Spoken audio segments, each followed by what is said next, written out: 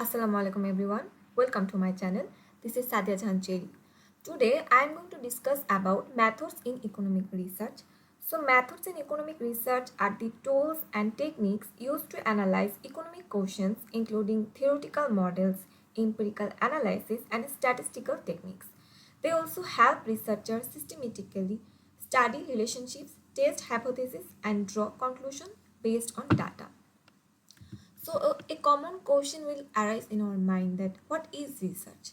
So, research is the creation of valid knowledge, and knowledge is creating through dialogues between competing arguments.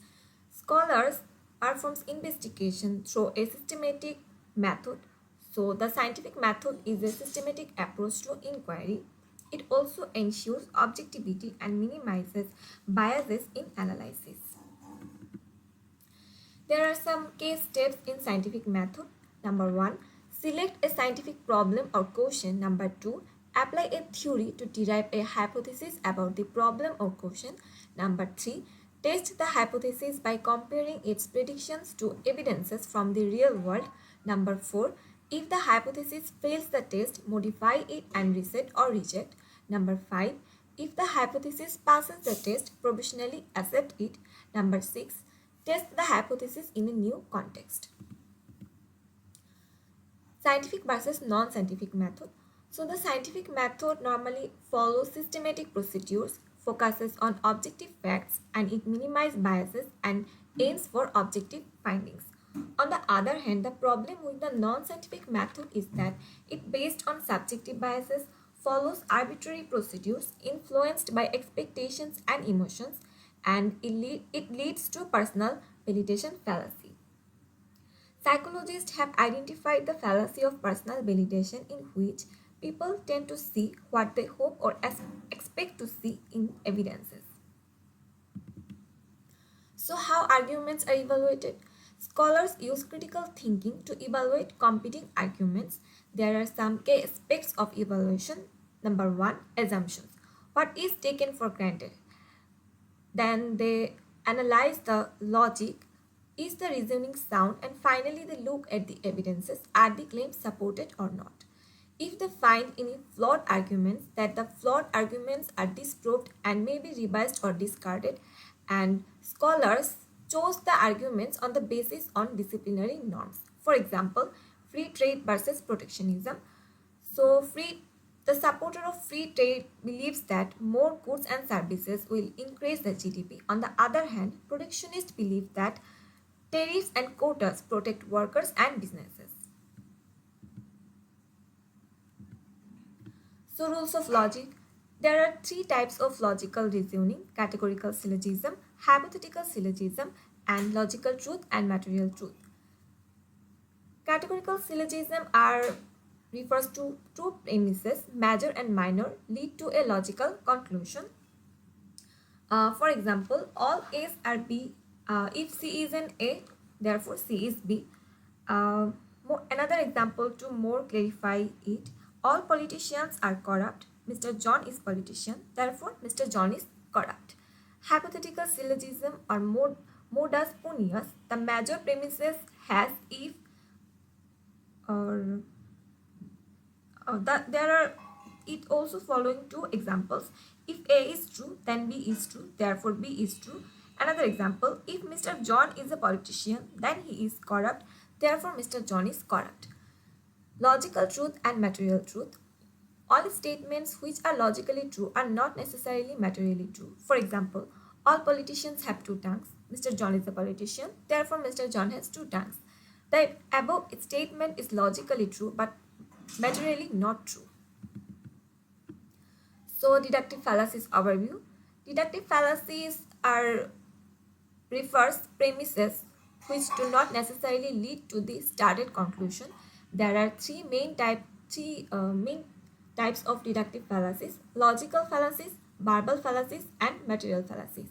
So, types of deductive fallacies. Logical fallacies or correct reasoning, or it also refers the affirming the antecedent. For example, if A is true, then B is true. So A is true, therefore B is true. Logical or formal fallacies, it prefers affirming the consequent. For example, if A is true, then B is true. So B is true, therefore A is true. Number 2, verbal fallacies or fallacy of composition. Assuming what is true of a part is true for the whole. For example, if one rises on their tiptoes, they can see better. Therefore, if everyone does, they can all see better. Material fallacies are of several kinds. Number 1, post hoc ergo propter hoc. Assuming because event B occurs after event A, then event B is necessarily caused by event A. Or another example, a college degree leads to a good career, but this is not always true. Number 2, false analogy. Drawing parallels between two cases with significant differences. For example, Malaysia was backward in 1970s. It developed faster because of open economy policies. Bangladesh was backward in 1970s. So Bangladesh would have prospered by open economy policies. Number 3, appeal to authority. Accepting an argument because an expert endorses it without examining the evidences. For example, Bangladesh is shining because Amartya Sen said so. The argument may be correct, but it is a fallacy to accept without examining the logic and evidences. Examples of logical fallacies in economic argument. Number 1, spatial pleading, using selective evidence while ignoring opposite facts. For example, we should run a budget deficit since it will stimulate the economy. Yes, it will in the short run, but it may also affect in the long run. Number 2, affirming the consequent, assuming a conclusion without examining key premises. For example, believing government fine-tuning ensures economic stability without questioning its feasibility. Number 3, ad hominem, attacking the person instead of the argument. For example, his argument about the budget deficit must be wrong because he is liberal. Number 4, appeal to many, accepting a view because it is widely held without evaluating its suitability. For example, Bangladesh should adopt inflation targeting policy because many countries in the world follow this. Number 5, fallacy of composition or division, assuming what is true for individuals is true for the whole economy. For example, classical economists argue that the solution to the widespread unemployment of the Great Depression was to decrease the real wages. But Keynes point out that if all workers faced lower incomes, they would reduce their consumption, further lowering the demand for goods and thus for labor. Thus, lower wages stimulate unemployment. Scientific reasoning. Scientific reasoning involves forming arguments based on assertions and evidence. There are three main approaches: deductive reasoning, inductive reasoning, and warrant-based reasoning. Deductive reasoning starts with general principles and derives specific conclusions. For example, if all monetarists believe in the quantity theory of money and Milton Friedman is a monetarist, then he must believe in the theory. So what is inductive reasoning? It works from specific observations to derive general principles. It also involves making generalizations based on specific observations or evidences, and it moves from specific instances to broader generalizations while the conclusions are likely true based on the evidences. For example, observing that increasing product price leads to increased supply. Researchers generalize this as the law of supply. And number 3 is warrant-based reasoning.